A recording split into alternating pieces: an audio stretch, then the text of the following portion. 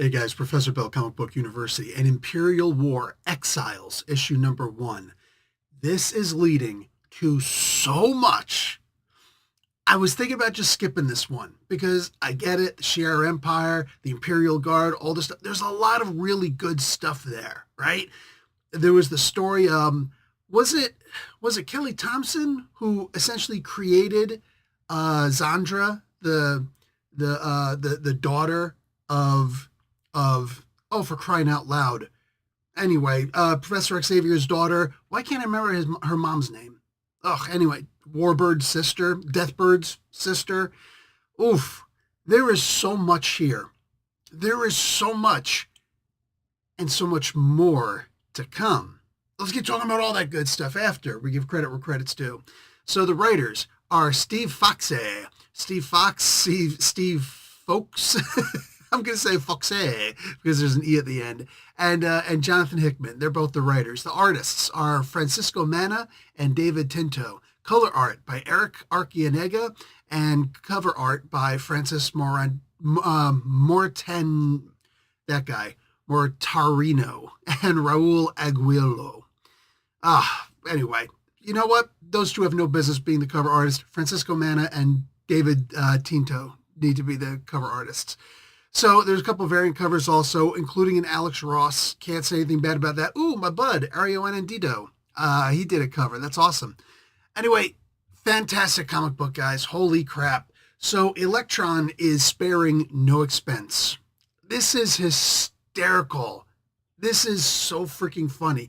The moment that he becomes the leader of the Shi'ar Imperial Super Guardians, he's just like, yeah, all this needs to end. I need to be in charge. This bro is talking about how he has some weird lineage, like his lineage is here, and if you go all the way over here, he technically has a little tiny smidgen of claim to the throne. So he's like, so all I have to do is kill you in public. I have to make sure everybody sees and then claim my lineage, and then I can claim the throne.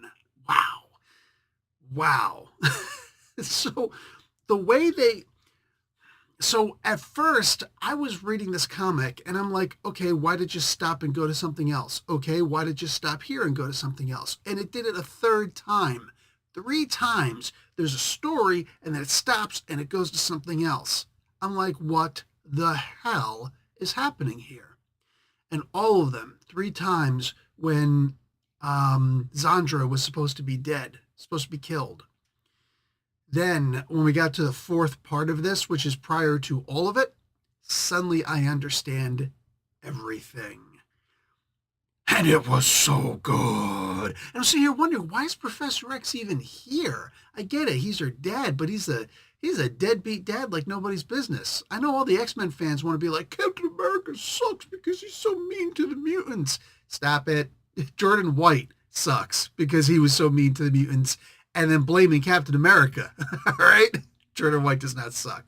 He's awesome. But what do you call it? Yeah, so now also it's like, now what? Now what? Here's your golden god, Professor Bald Xavier, right? And even his own daughter is sitting there like, yeah, sorry, Dad, but you're kind of a deadbeat. Like, you were down there worried about this little nation. I'm a Majestrix. I'm in charge of all this stuff. And my aunt taught me everything. And bro, it's funny the way that Xandra's origin story, when she finally got birthed from that egg, like she was born from an egg, bro. Well, I guess technically we're all born from an egg, but an external egg. Anyway, it's funny that the moment that she was born, Deathbird all of a sudden was like, I'm going to be the coolest aunt ever. And I'm just like, that's weird, man. She's out there trying to like kill her sister, murder, death kills, all that good stuff. Not so good stuff. Like, this was terrible how bad she was. And they address it in here also. Lilandra, there we go. Jeez. She's like, they're addressing it. It's like, they're fighting off against, all these bad guys like, oh, it's just like the old days, huh, sister? It's like, yeah, except it would have been you and I fighting each other back then. Yeah, that's like 95% of the Shi'ar history that I know. Deathbird bad, Lilandra good. So what the frig? Anyway, I'm liking this version of the Shi'ar Empire, so much better. And I know so much was expanded upon. Probably the best part of the Jason Aaron Thor run was that the Shi'ar Empire was expanded upon so much more under him. All sorts of highfalutin, psycho, crazy, psychodrama and stuff in the Jason Aaron run. Too much, over the top stuff that I wasn't a fan of. But like I said, I always try to give credit where credit's due. I don't hate somebody just because they did a bad comic, you know what I'm saying? Or a comic that I personally didn't like. But I will say, like, there are certainly parts of that comic run that he did that I loved. And expanding the Shi'ar the way that he did, yeah, it's hard to argue how good that really was. He, expanded the Godhead and you name it. So there's a funny part in here where Professor X says Godspeed, which just means go with the speed of God, saying which is the only thing faster than the speed of light. That's all it means. It's a thing that astronauts say to each other, Excuse me. What do you call it? And she's just like, I have my own gods, keep your earthly gods, and I'm going to, I have tributes to make to mine. I'm okay with that because I don't think that the proper gods of Earth are properly the same gods of our Earth. So let the Marvel Universe keep their own version of their gods. Thor is an Earth god, for crying out loud.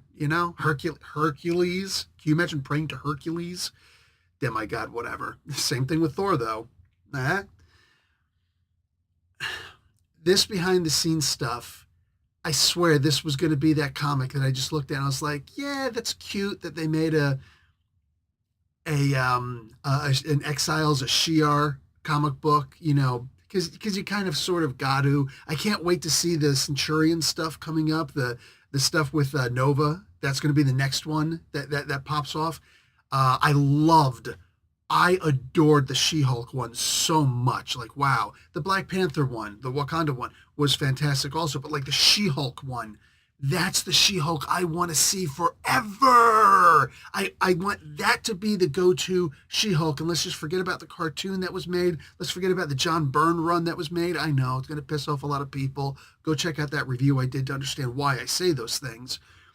But like, that's the version of She-Hulk I want. And I thought none of these books are going to surpass what happened in that She-Hulk book. But I was wrong. What happened in this book, I'm going to say, I always say these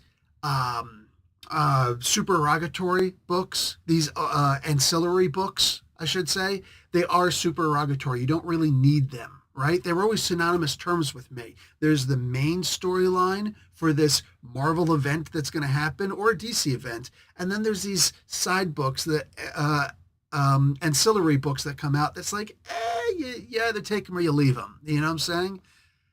No, not this one. I'm going to say this one is pretty darn important. What happens at the end of this, and guys, don't skip to the end, I promise you. Read this all the way through. I'm not here to give you any spoilers. Read this one. Buy this comic book. Keep this comic book in your library, because if you like the Exiles, first off, boom, there you go. If you like a whole bunch of different X-Men type characters and then some, I think you're going to need this book. If you like the Shi'ar Empire, you're going to need this book. If you like the Galactic Council type stuff, if you like, basically if you like Marvel, you're going to want this book. You're going to want to read it from beginning to end, not skipping anything. You're going to want to own this comic book in your library, because something very important happens in this book. It's wild. I love what's about to happen next without even seeing what exactly it is, just getting an idea. This one book tells us why, for me, why all of these empires were involved, why this whole big, Imperial War happened in the first place. That tells me everything I need to know about why this war happened in the first place. What's coming up, is going to be grand. I hope that was enough to get you to want to buy the comic book. Anyway, guys, don't forget, like the video, watch an ad. Professor Bill, Comic Book University. Class dismissed.